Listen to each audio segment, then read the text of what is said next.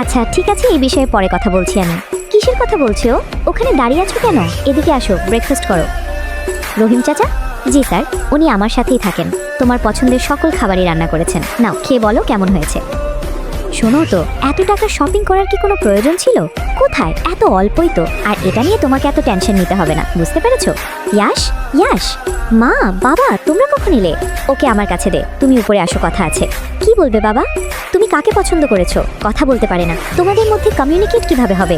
মনের মিলই বড় মিল, একদিন তুমি ঠিকই পছতাবে। বাবা, আমার পার্সোনাল লাইফ নিয়ে কেউ নাক না গলালে আমি খুশি হব। তোমার যা ভালো মনে হয় তাই করো।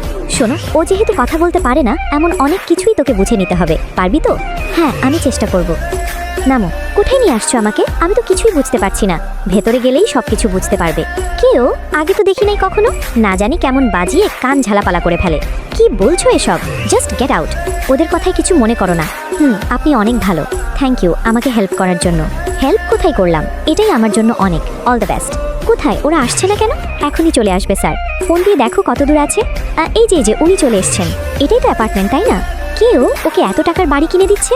আপু কি হচ্ছে এসব? ড্যাডি, ওনার কাছে বাড়িটা বিক্রি করো না। স্যার আপনি এখানে এসে বসুন, কাগজপত্র রেডি হচ্ছে। ওকে।